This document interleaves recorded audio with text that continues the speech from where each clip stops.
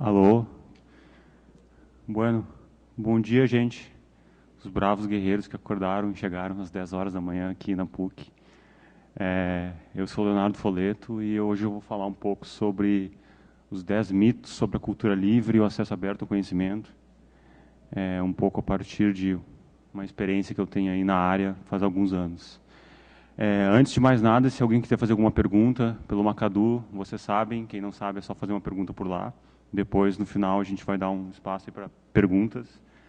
Também está rolando aí, se alguém tiver um celular ou algum dispositivo, uma rede interna chamada Pirate Box, que é esse negocinho aqui, que boa parte dos textos ou de muito material relacionado à cultura livre, copyleft, mais voltado para a cultura, não tanto para o software, está disponível lá, então vocês podem baixar um monte de coisa e também, se quiserem utilizar, tem um chat anônimo, não guarda log, que também dá para ser utilizado nessa rede, né? Então, procurem rede Wi-Fi, Pirate Box, Share Freely. Beleza? Então tá, gente. O Baixa Cultura é um projeto que a gente tem desde 2008. Eu comecei como um site relacionado à cultura digital, mais voltado ao jornalismo, né? Porque eu sou diferente da maioria das pessoas daqui, eu sou da comunicação, e a partir da comunicação é que eu cheguei no software livre, na cultura livre, não do contrário. E o Baixa Cultura começou justamente não tendo tanta familiaridade com a cultura livre, mas aos poucos a gente começou a falar bastante de cultura livre, software livre. E aí a gente começou a trabalhar com projetos relacionados a desde, por exemplo, Piquenique do Compartilhamento, que está ali embaixo, que é uma espécie de feira do compartilhamento, onde a gente disponibilizava arquivos numa rede interna tipo isso aqui. Quando eu morei em São Paulo e fiz parte de umas redes, uma das redes chamava Baixo Centro, outra chamava Casa de Cultura Digital, lá de São Paulo. A gente já falei muitas vezes em eventos relacionados à cultura livre, já dei umas oficinas de pirataria por aí, mostrando sobre licenças livres e outras coisas, inclusive como baixar coisas a partir de torrent, porque por mais que vocês saibam, tem muita gente que não sabe usar torrent, né? E é super normal isso.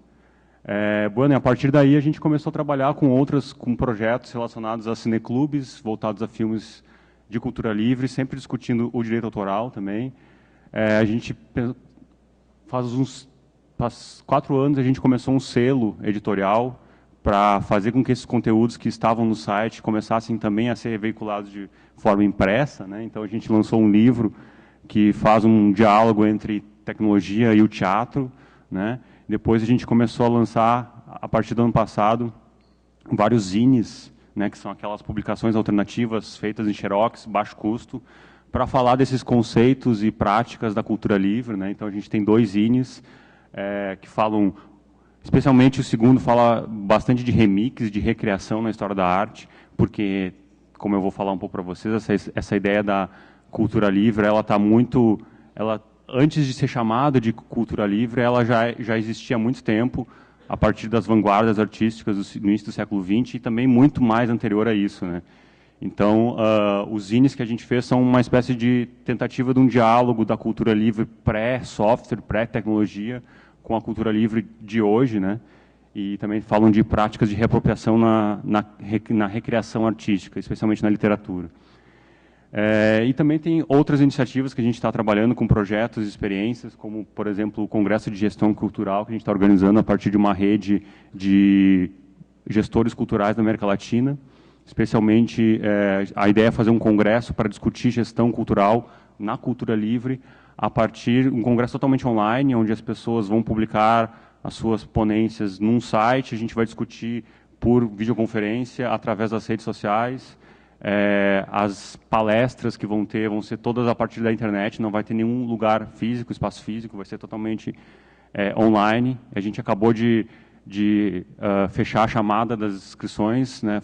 A gente recebeu mais de 120 trabalhos de todos os lugares da América Latina, e agora a gente está organizando para o congresso que vai acontecer em setembro e outubro, né? Então esses são mais ou menos alguns dos projetos que a gente trabalha no baixacultura.org, né? E a partir desses anos aí falando de cultura livre e de licenças, eu pensei em fazer essa fala justamente como a gente pode desmistificar alguns boatos e outras coisas que se falam por aí sobre o que é cultura livre, né? Então a gente começa falando de uma coisa que pode parecer banal, mas não é, né? A primeira, o mito que a gente viu aí, que tem coletado nos últimos tempos, é esse aí, ó. As obras culturais são criações completamente originais. Bueno, a gente sabe que não é assim, né? Ninguém cria do nada as coisas. A gente sempre cria a partir de algo que já existe. Mesmo que a gente, às vezes, não saiba o que é esse algo que já existe, mas sempre é a partir de algo. Não existe essa ideia de algum gênio romântico que vai lá, fechado no seu quarto, ter uma ideia mirabolante, e a partir daí essa ideia vai fazer com que ele fique muito rico e espalhe essa ideia por todos os lugares do mundo. Isso não existe, né? Isso é um mito criado no romantismo, século XIX, que ainda permanece muito, especialmente na área da cultura, na área da arte, de que existem artistas geniais e que criam a partir da sua genialidade. Não. A genialidade é a partir das referências que tu colhe, né? É muito mais ligada à quantidade de referências que tu tem e que tu busca de outros lugares do que propriamente tu vai ter uma inspiração divina, né? Não, não existe isso. Então, o primeiro mito que a gente gosta de falar é: as obras culturais são criações completamente originais? Não, não são completamente originais. Um exemplo que eu gosto de mostrar também é o Kill Bill, né? Existe um vídeo na internet chamado Tudo é Remix, que é em 4 partes. Ele fala muito sobre essa ideia de que, mais ou menos o que eu estou falando aqui, que as obras não são completamente originais e que o direito autoral foi instituído a partir de uma série de convenções em contextos completamente diferentes dos de hoje. E entre várias coisas que o documentário fala, ele trata, por exemplo, do Tarantino, né, um cineasta, que alguns de vocês devem conhecer, ou todo mundo, de quanto boa parte dos filmes do Tarantino são recriações de cenas que ele viu quando era mais novo, a partir da experiência dele enquanto atendente de videolocadora, que ele foi durante muito tempo. Então, tem muitas e muitas cenas dos filmes dele que são recriações, né? São cópias refeitas a partir, colocadas em outro contexto. O Kill Bill é um exemplo disso. Tem zilhões de cenas que são cópias de outros filmes, especialmente filmes orientais, né? E tem um videozinho do Tudo é Remix que mostra exatamente de onde ele tirou cada coisa, cada cena que ele fez, né? Então é isso, gente. Toda criação é coletiva, nada se cria do nada. Não venham com essa história de que eu tive uma ideia genial. A tua ideia genial pode ser genial, mas ela veio a partir de experiências de outros, né? É bem importante que a gente tenha a noção disso. Bom, outro mito que se propaga por aí é que a cultura e o conhecimento sempre foram mercadorias, né? Sempre a gente tratou de vender aquela produção cultural que a gente produzia, né? E se a gente for pensar, também é um mito, né? Porque nem sempre foi assim. A gente não pode esquecer que a gente está no século XXI, mas século XX foi assim, mas o século XIX, século XVIII, muitos séculos anteriores, a transmissão da cultura não era somente como mercadoria. Existiam várias outras formas de fazer isso, né? Então, não é que sempre foi assim. Foi nos últimos 2 séculos, né? Mas existe muita vida para além desses 2 séculos, onde a cultura não foi mercadoria, onde ela foi um conhecimento aberto, né? Por exemplo, nos rituais indígenas, né, dos povos indígenas que existem há muito tempo, né, não existe a ideia de copyright, por exemplo, não existe a ideia de propriedade intelectual, tudo é coletivo, toda a transmissão cultural, ela não existe alguém que vai vender isso por algum valor específico, como uma mercadoria, por exemplo, né.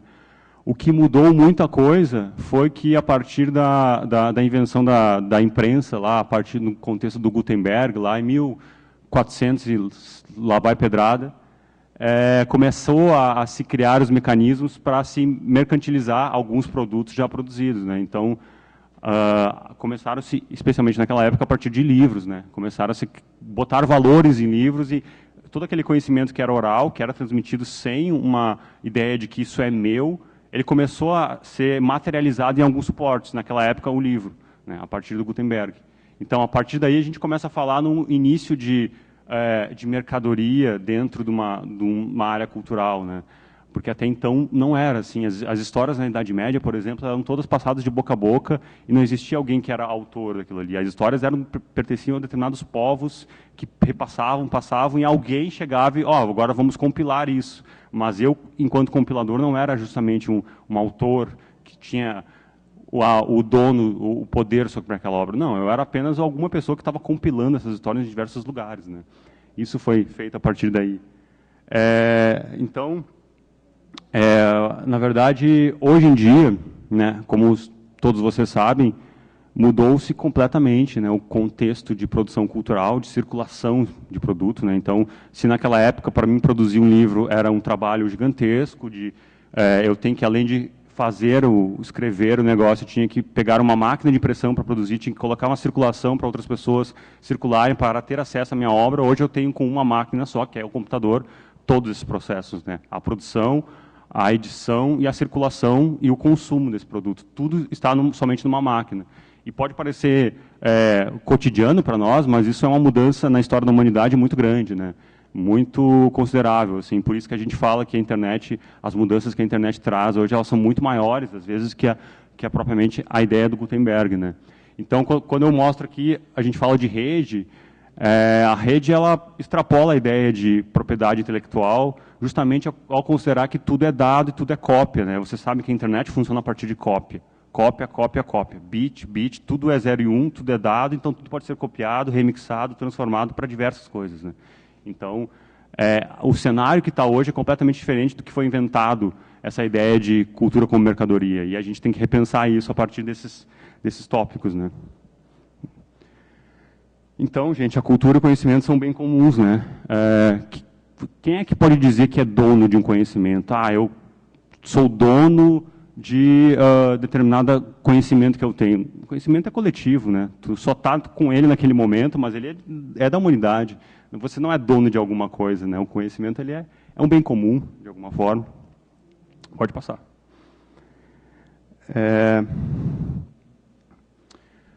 Um outro mito, aí, o terceiro, os direitos autorais foram criados para proteger os artistas de quem copiava seus livros. Essa é uma história bem propagada, né, a partir do surgimento do direito autoral, lá no século XVIII, na Inglaterra especialmente, né, a partir pode passar, do Estatuto de Anne, que era a rainha da Inglaterra naquele momento.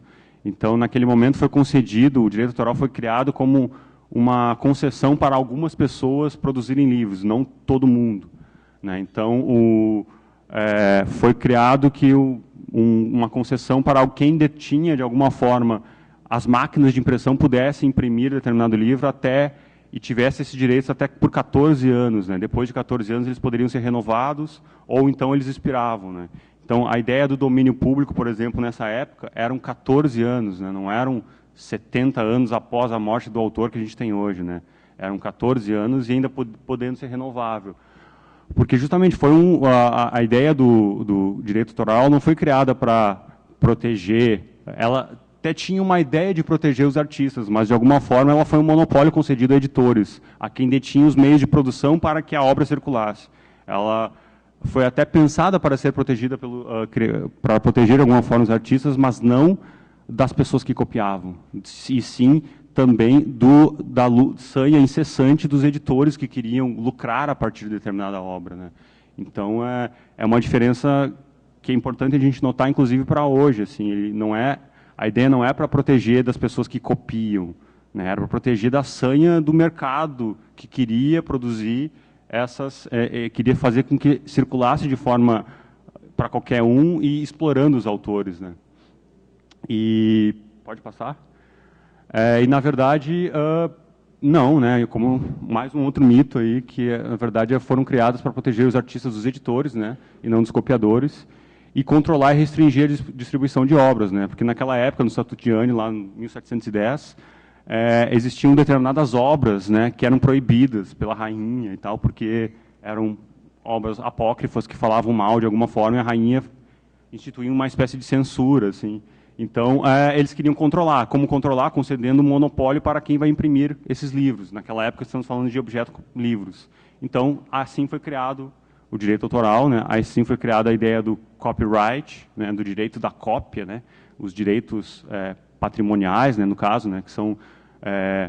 não vou entrar muito em questões de direito autoral aqui, porque é um debate que vai muito além, mas existem basicamente duas divisões bem importantes, que são os direitos morais e os direitos patrimoniais, né. Os direitos morais são aqueles direitos que vocês têm de dizer que vocês são autores de alguma coisa, e os direitos que vocês têm de poder não querer que ninguém faça nada da obra de vocês, né. E os direitos patrimoniais, que é o que a gente fala quando a gente fala do copyright ou do copyleft, são os direitos de exploração comercial da obra, exploração da obra, né. Então, o direito de venda, se vocês querem, ou o direito de cessão para algum fim específico, né. Então, nessa época que surgiu essa distinção, assim, né. Então, um outro conceito importante da gente colocar aqui. Pode passar. A cultura livre não protege os criadores. É outro mito que se propaga. A cultura livre é tudo livre, liberado, ninguém ganha nada. Anarquia. Bom seria se fosse anarquia, né? Mas não é. Não é assim. Não é que não protege os autores, né? E aí, para mostrar para vocês que isso é um mito mesmo, de alguma forma, pode passar, a gente tem o copyleft, né? Que é o que, de alguma forma, o conceito jurídico que originou o software livre, ou melhor, surgiu depois, né, do software livre, justamente pensando na ideia de proteger, né, as obras. Não era somente compartilhar de qualquer forma, mas que tu compartilhe por uma licença que sempre deixa a obra aberta, né? O copyleft é isso, né? A licença principal do copyleft é que, de alguma forma, ela protege o conhecimento humano, porque ela sempre faz com que a obra continue aberta, com que eu possa pegar qualquer obra e continue, faça as modificações que eu queira fazer, mas que continue sendo aberta. Eu não posso fechar isso. E aí a importância do copyleft, né, justamente para proteger as obras da humanidade de alguma forma. Criar um mecanismo para proteger isso, para que não aconteça, o que acontece muito facilmente, de alguém chegar e explorar isso, de pegar uma obra que é aberta, fechar e começar a explorar financeiramente isso, né? Uma obra era aberta, mas eu peguei esse conhecimento, fechei e comecei a ganhar dinheiro com isso. A ideia do copyleft original, né, não é isso, né? Justamente é fazer com que ela continue aberta. Tu pode fazer o que tu quiser com a obra, mas desde que mantenha ela aberta, né? Então, não é essa história de que não protege os criadores, protege sim, protege a obra que tu está criando. Ela vai proteger de forma com que ela continue sempre sendo livre, sempre sendo aberta e sendo um bem comum para a humanidade, né? Então não há riscos, né, de que a minha obra não vai estar protegida quando eu licencio em alguma licença livre, por exemplo, quando eu coloco a minha obra dentro de uma ideia de cultura livre, falando em outros aspectos, né? Então não há esse risco aí, né? Acho que isso é um mito assim que a gente tem, né? E a gente tem que potencializar o copyleft, porque ela é uma licença contagiosa, né? Ela nunca se espalha como se fosse um vírus, ela vai contaminando, contaminando, contaminando, deixando tudo aberto e nada fechado.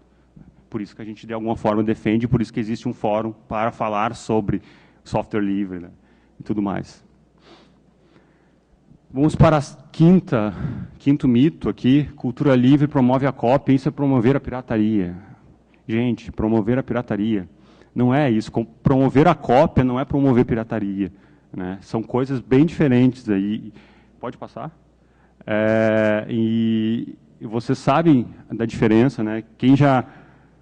Hoje já não tem mais tanto, mas no início dos anos 2000, final do início dessa própria década, né, existiam muito aquelas propagandas antes de DVDs, quando a gente olhava, ou antes de filmes do cinema, do tipo, você que está copiando, você é um pirata, você está cometendo um crime, você está fazendo alguma coisa ilegal e tudo mais, né? Era muito comum isso e tinha muitas campanhas assim, fomentando, dizendo isso, você está tirando empregos de pessoas ao baixar uma música, ao baixar um filme, né? Você está tirando alguém de ganhar dinheiro disso. Isso, na verdade, não funciona muito assim, né? A gente sabe que, quando a gente fala de cópia na internet, a gente não está falando de bens físicos, né? A gente está falando de outra coisa. Quando eu tenho uma ideia e vocês têm uma ideia e a gente troca ideia, a gente não perde a nossa ideia. A gente continua tendo 2 ideias, 3 ideias e vai somando. Não existe uma coisa de que eu estou com um arquivo e eu compartilho com vocês, nós dois vamos continuar tendo os arquivos, eu não vou perder com isso. Então não é uma ideia de supressão, como geralmente, quando se falava nessas propagandas anti-pirataria, falava muito disso, né? Falava de que, olha, a gente não... tu está tirando uma obra de alguém, está perdendo esse benefício. Não está tirando, está simplesmente compartilhando, né? Eu e tu estamos tendo a obra, né? Quando a gente está compartilhando algum arquivo por torrent, ninguém está perdendo o arquivo. Eu estou dividindo ele em zilhões de partes, as pessoas estão compartilhando e estão tendo esses arquivos e estão ajudando outras a terem também, né? Então, são coisas diferentes, são bens imateriais, né? Não são bens materiais, são coisas diferentes. E essa frase aqui, acho que não dá para ver direito, né? É de um escritor, dramaturgo, George Bernard Shaw, que ele fala mais ou menos dessa ideia da diferença do bem material e do bem imaterial, né? Eu vou ler para vocês aqui. Se você tem uma maçã e eu tenho uma maçã, e nós trocamos as maçãs, então você e eu ainda teremos uma maçã. Mas se você tem uma ideia e eu tenho uma ideia, e nós trocamos essas ideias, então cada um de nós terá duas ideias. É assim que funciona a internet. A gente terá dois arquivos, a gente não perderá o nosso arquivo, né? Então, isso é bem importante, assim. Então, a gente não está potencializando uma pirataria de tráfico, ligada a comércios escusos. A gente está simplesmente compartilhando conhecimento. É isso. Então, democratizar o conhecimento não é pirataria, né? A gente não está falando de... Quando a gente fala de compartilhamento de arquivos na internet, a gente está falando de democratização do conhecimento. Não estamos falando de pirataria. Vou passar? A internet e a cultura livre matam de fome os artistas. É outro aspecto, assim, quando a gente fala, eu sou jornalista, trabalho mais com cultura do que outras áreas, assim. E a gente, quando vai falar de copyleft para as pessoas, para quem produz música, cinema, sempre há aquela ideia assim, mas como é que a gente vai ganhar dinheiro se a gente vai estar dando a nossa obra de graça e tal? Bom, tem várias questões aí, né? A primeira é que, assim, a gente está numa mudança de paradigma, digamos assim, hoje, que é que aquele paradigma que sustentou a indústria cultural do século XX, que era a comercialização de obras através de objetos físicos, de CD, de DVD, de LP e tudo mais, a gente sabe que isso já está com os dias contados, está sendo transformado, né? Então, assim, está se transformando. Então, se nos anos 60... os Beatles, para poder surgir, a única forma que eles tinham de ganhar dinheiro, principalmente, era a venda de discos. A gente sabe que uma banda que é criada hoje, ela sabe que não vai ser assim, que ela não vai ganhar tanto dinheiro com a venda de discos, né? Então, quando a gente está falando de copyright, de copyleft, a gente está falando justamente dos direitos de cópia do trabalho. Então, isso é um outro contexto, né? Então, não mata de fome. Na verdade, é que mudou o paradigma. A gente está, se antes era apenas com a venda de discos, a venda de produtos, hoje a gente tem N formas de sustentar a partir da produção artística, né? Inclusive, N formas que a gente não conhece, todas elas possíveis, porque não existe uma fórmula específica, né? A grande questão é que, durante o século XX, foi uma fórmula para tu... Enquanto uma banda, se tu quisesse fazer sucesso, quisesse que a tua música circulasse por vários lugares do mundo, tu gravava um disco a partir de uma grande gravadora. Era a única forma de tu conseguir produzir. Hoje, não é assim. Primeiro que as grandes gravadoras já não são grandes gravadoras, elas estão transformando o seu ramo, assim. Então, essa ideia de que alguém vai te descobrir na tua garagem, tocando a tua música muito boa, e vai te fazer girar o mundo e ganhar dinheiro, isso não existe mais, né? A gente sabe que não é assim que funciona. Não é mais assim que funciona. Funcionou durante um tempo, mas não é mais assim, né? Então, são N formas de ganhar dinheiro a partir da obra cultural, e cada um tem que, inclusive, inventar a sua própria, né? Não existe uma fórmula única, existem várias formas. Também, isso é uma questão boa da internet, foi que, justamente, a gente não precisa agora achar uma única forma de conseguir fazer com que a nossa música circule. Tem milhares de formas, né? E a gente tem autonomia, inclusive, de pensar como que a gente vai conseguir ganhar dinheiro a partir da nossa obra cultural, né? Não é uma única forma de fazer isso, né? E também tem uma outra questão, né? Esse são os dados que eu trago de um site em espanhol, Derecho a Leer, que é muito interessante, que trabalha com direito autoral também. Justamente assim, primeiro tem uma questão, né? Quem trabalha com música sabe que de um CD que tu vende, por exemplo, 10% fica para ti, né? Os outros, aquela parte maior ali fica com o selo, quem está publicando, e a outra parte fica com a distribuidora, para fazer distribuir, né? Então, assim, de fato, tu ganha muito pouco com a tua obra, né? Com a venda da cópia da obra, né? Tu ganha 10%. Então, isso é um dado importante, assim, né? Não é com o CD que tu faz, não vem todo para ti. Ele é muito distribuído e tu ganha muito pouco com isso, né? Então, e durante todo o século XX, a indústria que se criou foi a partir daí, né? Foi a partir colocando o artista mesmo, aquele que produz o CD, como o que menos ganha dentro da roda aí de dados, de informação, de dinheiro que circula, né? Então é isso, a cultura livre promove modelos em que as pessoas têm acesso à cultura e os autores vivem de suas criações. Sim, vivem. A gente pode, o fato de eu disponibilizar essa apresentação, ou se eu fosse um músico e disponibilizasse meu CD de forma gratuita, não significa que eu não vou conseguir viver disso. O fato é que eu não vou conseguir fazer com que esse produto CD seja comercializado, porque ele já não tem tanto valor nesse contexto. A gente tem que pensar em outras formas de fazer isso. Mas a gente pode, sim, viver de nossas criações a partir das ideias da cultura livre, né? Inclusive, existem várias fórmulas e cada um tem que criar a sua fórmula de viver a partir disso, né? Vou passar? Bom, essa aqui é um mito muito fácil e que a gente que trabalha... Eu já trabalhei algumas vezes aqui no FIS, inclusive na comunicação. Isso é um assunto que sempre é debatido aqui, né? Cultura livre não significa cultura grátis, né? A gente sabe que o free que a gente fala não é o free de cerveja grátis, mas é o free de liberdade de expressão, né? Aquela frase clássica do Stallman que fala sobre isso, né? Pode passar? Inclusive, o nosso muso Stallman, que esse ano não pôde vir aqui, mas ele é bem didático quando fala disso, assim. Então, quando a gente está falando de obras culturais, a gente não está falando que é tudo de graça, né? Está falando que é tudo livre. Livre é diferente de gratuito, né? Essa aqui é uma camiseta que fala justamente disso, dessa frase famosa do Stallman. E é importante a gente falar dessa questão, porque dentro de outras áreas que não tanto o software livre, onde isso já é muito comum, as pessoas ainda têm dúvidas, assim, tá, mas tu trabalha com cultura livre, essa coisa é tudo gratuito, tudo livre. Tudo livre, sim, mas não tudo gratuito, né? Porque eu posso cobrar das coisas, né? Eu posso fazer de alguma forma isso. O modelo que a cultura livre propõe não é necessariamente da gratuidade, mas sim do livre acesso, né? A pessoa tem livre acesso a isso, não significa que vai ser grátis, necessariamente. Pode passar? Bom, cultura livre não tem validade legal. Essa também é um outro mito que se espalha por aí, né? Tipo, não existe, se tu quer liberar tudo, vai ser, se alguém quiser usar a tua obra de um jeito que tu não tinha pensado inicialmente, isso pode ser, não tem como mecanismos jurídicos para reivindicar a tua liberdade. E, na verdade, tem, né? Pode passar.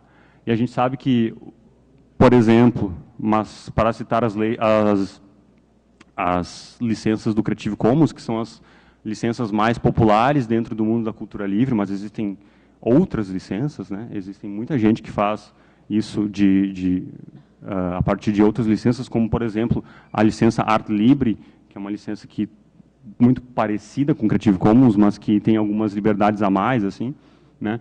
Mas o Creative Commons é um conjunto de licenças muito popular em todos os lugares do mundo, ou muitos lugares do mundo, inclusive no Brasil. Aqui existe um Creative Commons Brasil, né? Existem várias iniciativas que, de alguma forma, que trabalham para que o Creative Commons seja um marco jurídico para que valha para alguma coisa, que não seja apenas uma ideia, né? Então, aqui no Brasil, a gente está respaldado pela lei, assim, quando a gente fala de licenças livres. A gente está licenciando o Creative Commons, por exemplo, a gente está, se alguém quiser fazer um uso que eu não previa para a minha obra, a partir das licenças do Creative Commons, tu pode reivindicar dizendo, a minha obra era livre, alguém está fechando. Tu pode ir atrás num processo jurídico a partir daí, né? Essa tabelinha aqui que eu trago é das possibilidades de licença do Creative Commons, né? Claro que muito derivadas da cultura do copyleft, né? Desde o domínio público até licenças que não são, praticamente que não são licenças livres, né? Quando a gente está falando de, por exemplo, dessa última aqui, que é a atribuição de uso não comercial e não obras derivadas, não é uma licença livre, né? É uma licença, ainda assim, ela é um pouco mais livre do que algumas coisas relacionadas ao copyright, mas ela não é totalmente livre porque ela não permite com que todas as pessoas escolham o que fazer com suas obras, né? Bom, então, mais um mito falso aí, né? As licenças livres, elas têm validade legal e você pode processar as pessoas que não respeitam os termos que estão em suas licenças, né? Existe um caso que eu estava lendo esses dias na Espanha, por exemplo, que a Espanha é um lugar muito interessante para se trabalhar com recursos, especialmente da área da comunicação. Tem muitos jornais e periódicos que licenciam seus conteúdos em Creative Commons.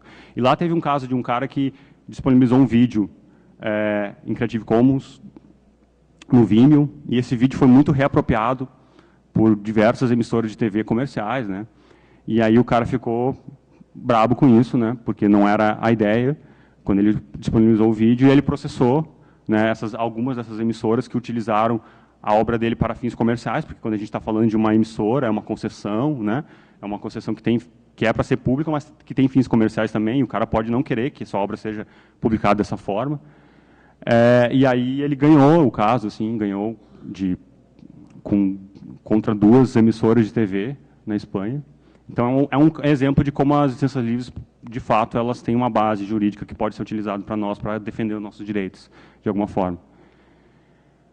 Bom, outro mito aí. Ninguém usa esse tipo de licenças, né?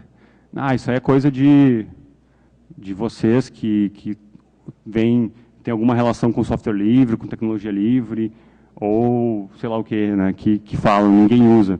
Na verdade, a gente sabe que tem muita gente que usa licenças livres, assim. O Creative Commons tem mais de 500 milhões de obras licenciadas em Creative Commons, né? E boa parte delas em licenças livres, né? Pode passar, mas não só o Creative Commons, né? Existem várias iniciativas que utilizam as licenças livres.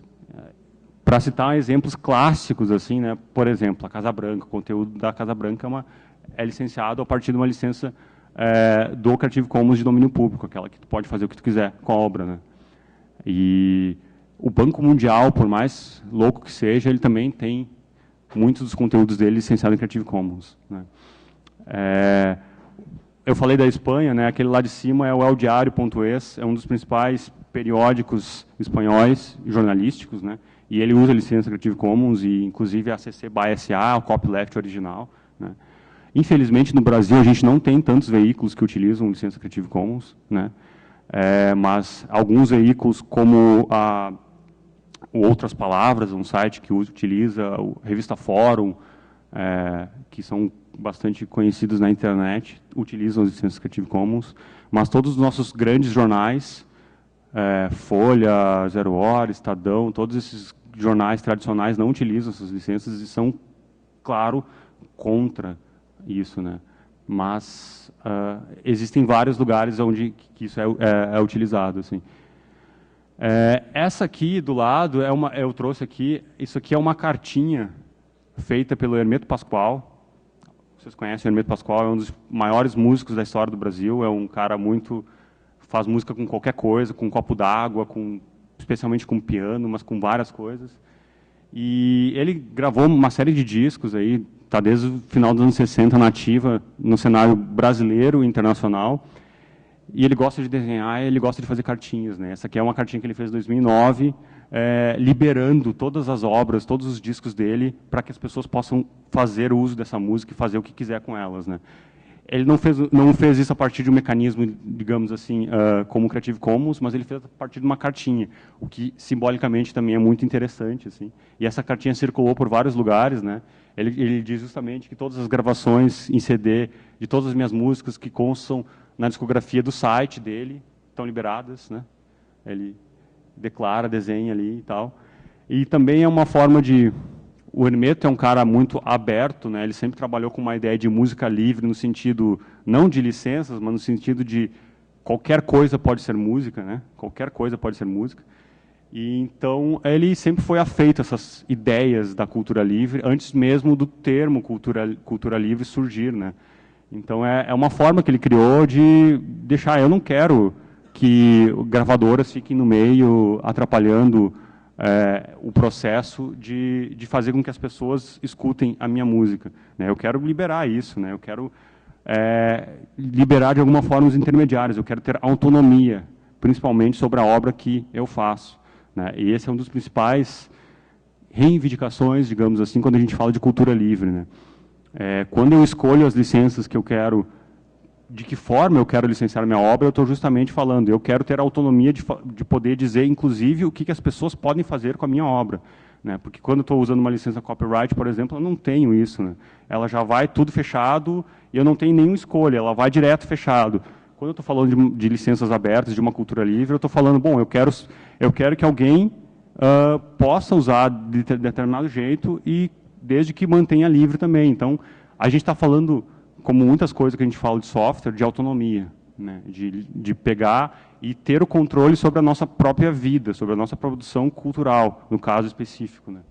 E então é um pouco isso. O Hermeto quer de alguma forma ter o controle da obra que ele tem, né? Não deixar nas mãos de um intermediário que vai fazer usos que ele nem imagina da obra dele, né? Bom, então mais um mito falso aí, né? Muita gente faz uso de CCs, no Brasil também, muita gente faz. Se ele não é tão utilizado quanto a gente que trabalha com cultura livre gostaria, porque ele não é tão difundido ainda, né? Se a gente vai falar aqui de cultura livre, essa mesma apresentação que eu estou fazendo para vocês vai falar para músicos, é um pouco mais difícil de dialogar com eles, porque eles não têm muitas das noções aqui que a gente fala históricas disso, mas muita gente vai se afeiçoar à ideia, né? Justamente por ter autonomia pela obra, por liberdade, né? Claro que aqueles que lucraram durante 30 anos com royalties, com centavos de CDs durante 30 anos, e isso se tornou uma grana, que lucraram no sistema da indústria musical do século XX, esses vão ter dificuldades de entender que as licenças estão mudando, que a cultura está mudando de alguma forma a partir da internet. Então, esses vão ser radicalmente contra a cultura livre. A gente vê quem mais ganha em royalties, enfim, em dinheiro de ECAD, por exemplo, são as pessoas que geralmente são as que são mais contra, de alguma forma, a cultura livre, né? Passar? Último mito, né? A cultura livre é algo para especialistas, altruístas, comunistas, não para mim, né? Esse aí eu já ouvi muitas vezes falar assim, mas isso aí é coisa de comunista, é tudo comum, tudo liberado e tal. Olha, gente, o conhecimento é um bem comum, né? Se isso é ser comunista, não sei, mas eu sei que, de fato, o conhecimento é um bem comum. A gente tem que, de alguma forma, preservar que esse conhecimento seja um bem comum e que, para criar qualquer coisa, que exista uma grande base de dados aberta e livre para eu poder fazer isso, e não que seja fechado a partir de de fechamentos como o copyright, né? Então, não é bem assim, né? Acho que durante a história da humanidade, a gente teve muito tempo que o conhecimento foi comum, né? Volto a lembrar o que eu falei no início. A partir do século XVII, a gente está falando, tem milhares de anos além desses 3 séculos, ou basicamente 2 séculos, século XIX, século XX e o século XXI, que a gente viveu nesse sistema de que o conhecimento é propriedade privada, mercadológica na maior parte das vezes, mas durante muito tempo não foi assim, né? E talvez a pista para a gente entender o nosso futuro de cultura livre da internet seja justamente olhar para esse passado quando não era assim, quando não existia esse sistema que aprisionou uma obra cultural dentro de um sistema de que ela vai ser necessariamente uma mercadoria que vai circular e que vai explorar e que o artista vai ganhar pouco e que só vai ficar entre os intermediários do processo, né? Então, não é verdade isso, né? Todos nós podemos apoiar, e a gente também não está falando de alguém especificamente que trabalhe com essa área, mas qualquer pessoa que cria conteúdo, por exemplo, pode, quando vai criar um vídeo, colocar numa licença livre em alguma dessas plataformas, né? Tudo bem que isso não é uma forma... Existem várias formas que a internet cria, que os sistemas criam de aprisionar um conteúdo dentro de uma plataforma, por mais que tu coloque licença livre, mas pelo menos já é um aceno à criação e ao mantenimento dessa grande base de dados culturais do mundo, né? Então, quando vocês forem criar alguma coisa e se quiserem que esse bem comum continue dessa forma, usem licenças livres, apoiem também para a cultura livre, porque acho que todo mundo, a humanidade enquanto humanidade, agradece, assim, e acho que a gente está precisando pensar justamente no coletivo e não tanto no individual quando a gente fala nesses termos aí, né? É isso aí, então, gente. Ainda tem um tempinho para perguntas. Eu queria agradecer também, aí tá os meus contatos, se alguém quiser falar. Esse material que eu estou utilizando é um material remix, né? Nada se cria, tudo se copia, se remixa, de um guia feito por uma ONG de radialistas da América Latina, chamado radialistas.net, o site. Eles têm vários guias relacionados ao uso de ferramentas e de coisas relacionadas à cultura livre para dentro das rádios, né? E eu fiz um remix a partir disso, de quando, enfim, de diversas situações, né? É isso. Alguém tem alguma pergunta? No Macadu tem alguma questão?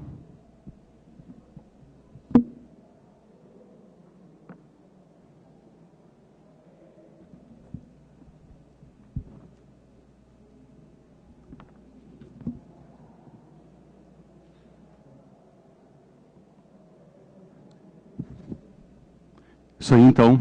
Encerramos.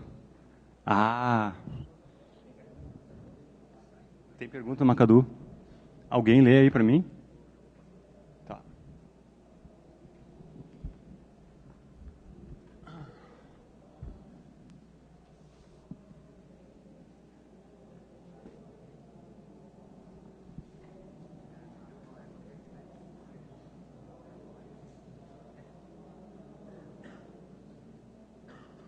Tem alguns exemplos. Ixi, vamos lá. Tem alguns exemplos de como ganhar dinheiro sem vender seus bens e materiais? Bom, existem vários, né? Quem trabalha com música aí já não vende a sua música a partir de CDs. O CD, hoje em dia, ele já é um cartão de visitas para shows e para outras formas, oficinas e para outras formas de ganhar dinheiro a partir da sua música, né? Então, não deixa de ser uma forma de sobrevivência, né, nesse sistema. Mas o que eu gosto de falar também, que é uma pergunta que sempre as pessoas perguntam, tá, mas e como ganhar dinheiro, né, a partir da sua produção cultural e tudo mais? A questão é que não existe uma resposta, né? Eu posso dar uma resposta que funciona para algumas específicas, mas não existe uma resposta única que vai satisfazer todo mundo. Como existiu durante todo o século XX, de alguma forma, dentro da área musical, onde, bom, como tu ganhar dinheiro, se perguntasse para uma banda dos anos 70, bom, preciso de uma gravadora, preciso vender disco. Era uma resposta, era muito difícil um sistema alternativo naquela época. Existia, claro, mas era muito mais difícil. Mas hoje a gente tem N respostas, né? A gente tem que ser criativo, inclusive na forma de pensar como a gente vai sustentar o nosso negócio relacionado com os bens que a gente produz, né? Como o produtor ganha, em vez de vender para 100, vende para 1 e compartilha com 99? Bom, também é uma pergunta que vai dentro da lógica, que é natural, a gente está acostumado com ela, essa lógica de reprodução do sistema de indústria musical do século XX, não só musical, mas indústria cultural de uma forma, né? Que era assim, eu só preciso a escassez, né? A gente não está falando de escassez aqui, né? O produtor pode ganhar de diversas formas, assim. Por exemplo, ele vai ser um intermediário que vai linkar aquela produção com alguma banda, com algum espaço para tocar, né? E isso pode ser, esse meio de campo, a pessoa pode justamente cobrar disso, e é natural que se cobre, porque é um trabalho muito árduo fazer uma banda que tem um CD que grava na sua casa e fazer com que ela toque em algum lugar, né? Então, o produtor pode fazer isso de alguma forma, né? E pode fazer com que ele pode cobrar disso, e isso funciona muito bem. Eu trabalho também com produção cultural e tem muita gente que funciona a partir daí, assim, né? É uma forma específica, né? Mas tem crowdfunding também, tem diversas formas. Sim, antecipa a receita, tem diversas formas e não uma única resposta, né?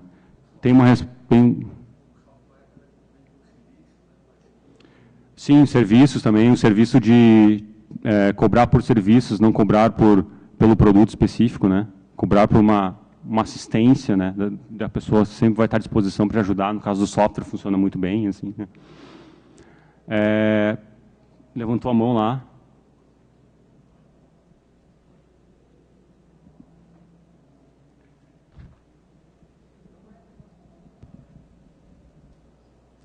E aí, pessoal, eu conheço o Folheto, então eu tinha uma pergunta, mas eu queria meio que também dar uma resposta ali para aquela de baixo. Eu também faço música para o hobby, e naquele caso a pessoa pergunta, ao invés de eu vender 100, eu vou vender 1 e compartilhar 99. Se tu achava que tu ia vender 100 hoje, tu provavelmente ia vender 1 e aquelas 99 pessoas não iam te escutar. Não iam te escutar, porque hoje tu basicamente tem que pagar para as pessoas para elas ouvirem teu trabalho, porque ninguém quer ouvir uma música nova, não é que ninguém quer ouvir, mas tem muitas opções.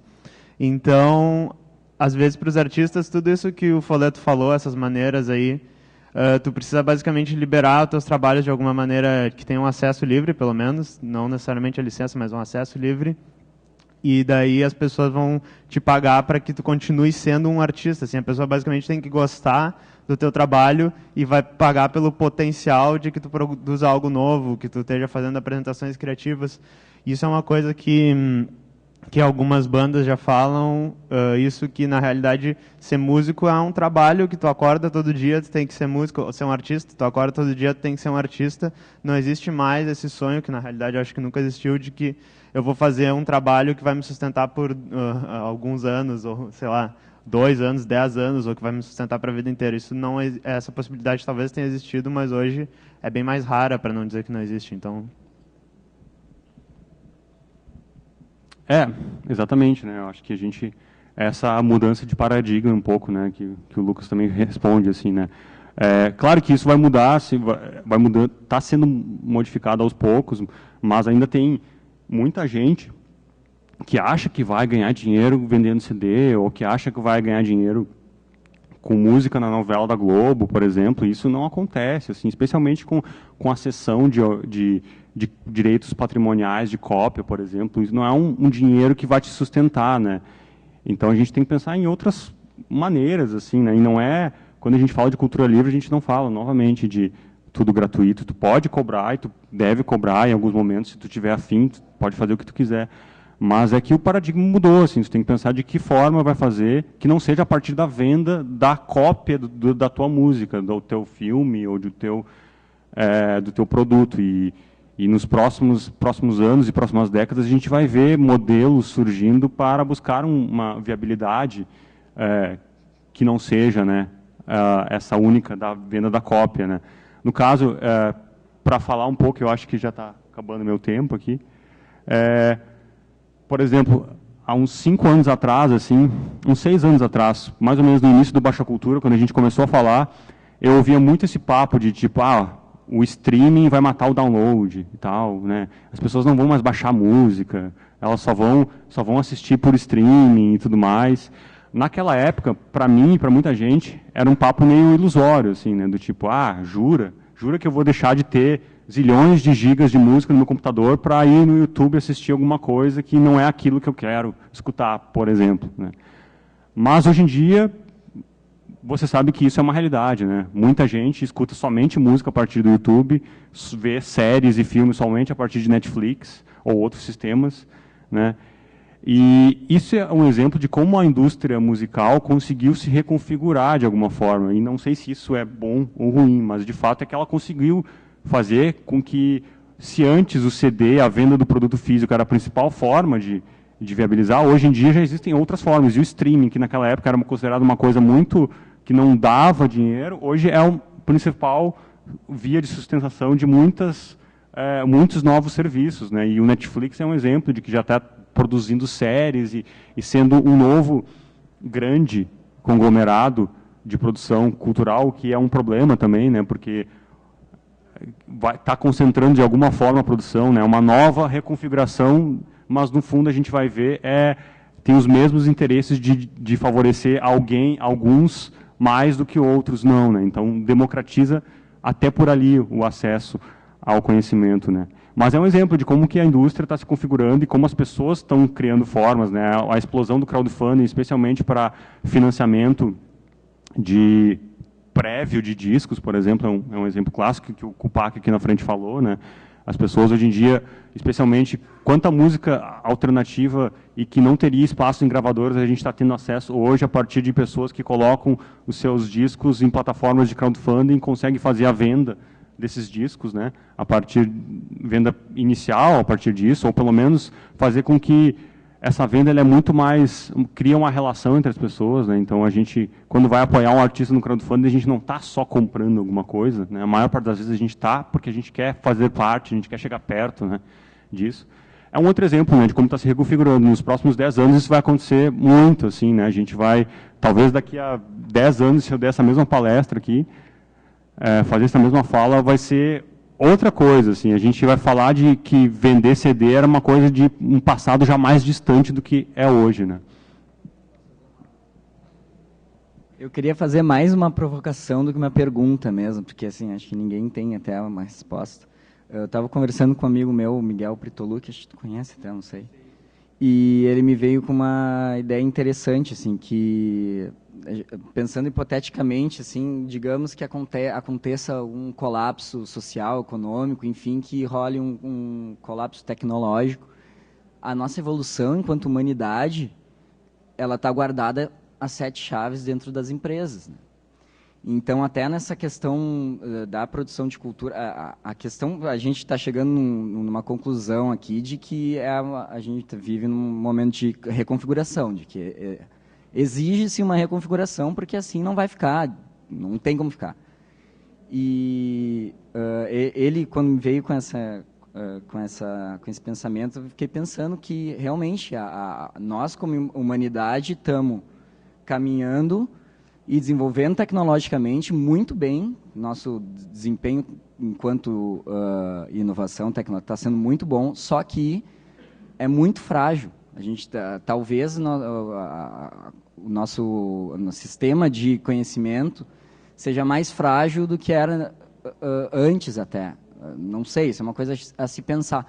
Mas essa questão de que o nosso... Até porque tem certas coisas do passado que não estão registradas, por exemplo, coisas de artesanato, algumas coisas mais simples, assim, que a gente já nem precisa desenvolver, não estão mais registradas e que se a gente perde, de alguma forma, esse conhecimento, a gente não tem como recuperar, porque eles estão todos, primeiro, eles estão todos digitais, estão todos centralizados num lugar. Então, é uma questão de humanidade mesmo, né? De assumir controle do nosso destino, porque também até nessa questão cultural, quando um músico está deixando de ser representado por uma emissora, na verdade o que a gente está pensando aqui é uma autonomia, né? Basicamente uma autonomia. Tu está deixando de ceder 90% do teu lucro por uma distribuidora para assumir a gestão também, e aí a gente assumiu uma responsabilidade a mais que a gente não tinha, que o produtor, que o artista não tinha, mas está assumindo o total controle da sua produção e da cultura em geral, da cidade, do país, do mundo, enfim. Só queria deixar essa provocação, que não, a gente não tem como chegar a nenhuma conclusão também. É, isso aí mesmo, eu acho que, no caso também, até fazendo um link breve com a mesa anterior, né? Quando a gente fala de autonomia, a gente está falando tirar o controle das obras de grandes empresas, na maior parte dominadas por homens brancos, héteros, e está colocando, inclusive, qualquer pessoa está colocando uma autonomia para dentro de cada um, né? Isso, de alguma forma, despatriarcaliza a cultura, né? Não é a empresa dominada por homens brancos héteros que está comandando os bens culturais da humanidade, mas são as pessoas, né? Cada um com as suas diferenças, com os seus processos, com os seus jeitos diferentes, né?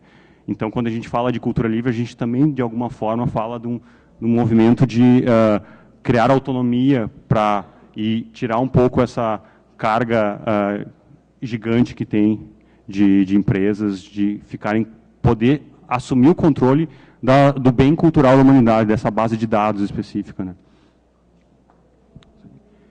Muito obrigado, gente.